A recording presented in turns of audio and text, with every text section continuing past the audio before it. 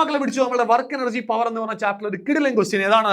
Right the work done in each case അല്ലെ, ഓരോ കേസിലെയും വർക്ക് ഡൺ ഏതാണ് എഴുതണം അല്ലെ. സോ ഫസ്റ്റ് കേസ് എന്താണ്? Work done by the centripetal force in a circular motion അല്ലെ. ഒരു സർക്കുലർ മോഷനിൽ നമ്മുടെ സെൻട്രിപെറ്റൽ ഫോഴ്സ് ചെയ്ത വർക്ക് ആകുമ്പോൾ ചോദിച്ചല്ലേ. സോ അറിയാം സർക്കുലർ മോഷനിൽ സെൻട്രിപെറ്റൽ ഫോഴ്സ് എങ്ങോട്ടേക്കാ? സെൻട്രലിലേക്കാ. പക്ഷെ മോഷൻ എങ്ങനെയാണ്? വെലോസിറ്റി എങ്ങോട്ടേക്കാ?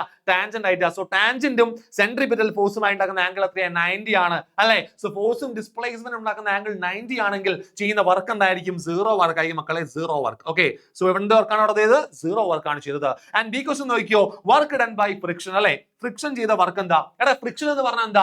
ഏതൊരു മോഷനെയും ഒപ്പോസ് ചെയ്യുന്ന ഫോഴ്സ് അല്ലേ. സോ മോഷൻ ഇങ്ങോട്ടാണെങ്കിൽ ഫോഴ്സ് ഇങ്ങോട്ടായിരിക്കും. സോ എന്താണ്?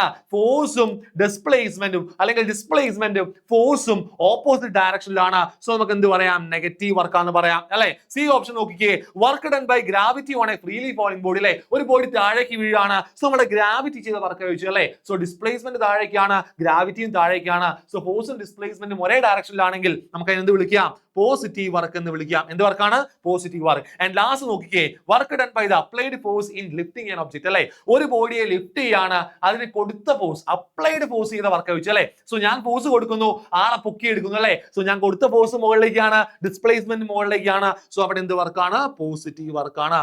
സിമ്പിൾ.